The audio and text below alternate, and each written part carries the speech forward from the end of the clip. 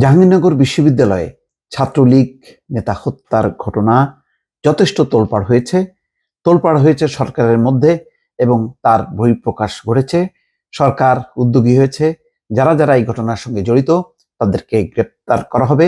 সাংগঠনিকভাবে ইতিমধ্যে অ্যাকশন শুরু হয়ে গেছে। বৈষম্য বিরোধী ছাত্র আন্দোলন ইতিমধ্যে জাহাঙ্গীরনগর বিশ্ববিদ্যালয়ের এক সমন্বয়ককে অব্যাহতি দিয়েছে এবং মব জাস্টিস নিয়ে অবস্থান তুলে ধরেছেন সমন্বয়ক নাহিদ ইসলাম, সার্জিস আলম এবং হাসনাত আব্দুল্লাহ। পরিষ্কার কথা যে কোনোভাবেই এই হত্যাকাণ্ডকে সাপোর্ট করা যাবে না এবং এটাই হোক শেষ ঘটনা।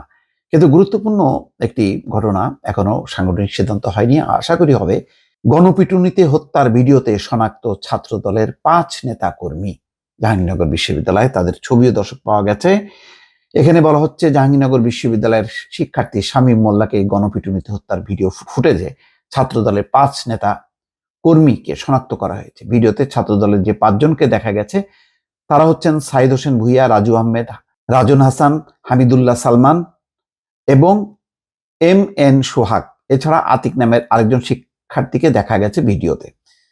সাইদ হোসেন ভুইয়া 33তম ব্যাচের শিক্ষার্থী এবং বিশ্ববিদ্যালয় শাখা ছাত্র দলের সাবেক সাধারণ সম্পাদক। যাই হোক, পরিষ্কার দর্শক বোঝা গেছে যে এখানে এখানে ট্রেন্ড কাজ করছে। একটা হলো যে ফ্রিডম, ছাত্রলীগকে পিটাবো, কর্তৃত্ব করব, ঢুকতে দেবো না তাদেরকে। আরেকটা হলো যে ছাত্রলীগ গেছে ওই জায়গাটায় আমরা কর্তৃত্ব করব, আমরা নেতৃত্ব দেব। এটা করতে যে ছাত্র দলের এরা ঢুকে পড়েছে। আর বৈষম্য বিরোধী ছাত্র আন্দোলনে তারা, আমি যেটা গেস করি যে তারা আসলে এখনো পর্যন্ত গুছিয়ে উঠতে পারছে না। তারা তাদের নেতাদের কথা শুনছে, আবার শুনছে না, দুই রকম বিভ্রান্তির মধ্যে আছে।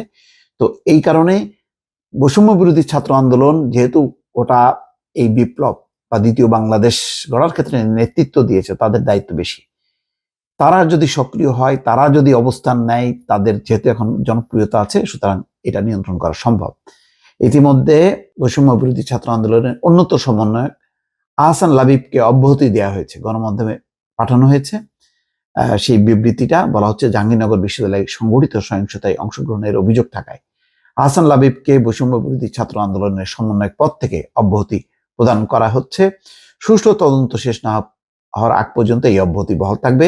তদন্ত সাপেক্ষে দোষী সাব্যস্ত হলে তারা দৃষ্টান্তমূলক শাস্তি নিশ্চিত করতে বৈষম্য বিরোধী ছাত্র আন্দোলন আহ্বান জানাচ্ছে। হ্যাঁ, এটা ঠিক।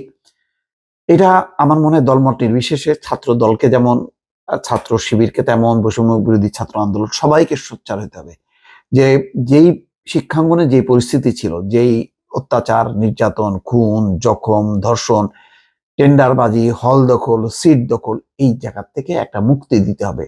ছাত্র সমাজের কাছে পরিষ্কার করতে হবে যে না, আগের শিক্ষাঙ্গন আর এখনকার শিক্ষাঙ্গনের মধ্যে আকাশ পাতাল তফাৎ। এই পরিস্থিতিটা যদি তৈরি না করা যায় তাহলে সমস্ত এই অর্জনটা কিন্তু বৃথা হবে এবং আবার হতাশা থেকে আবার আরেক ধরনের বিক্ষোভ তৈরি হবে। সেই বিক্ষোভে পড়তে হবে সবাইকে। দর্শক, এটা আমি একটা সতর্কবাণী উচ্চারণ করলাম। ভালো থাকবেন। আল্লাহ হাফেজ।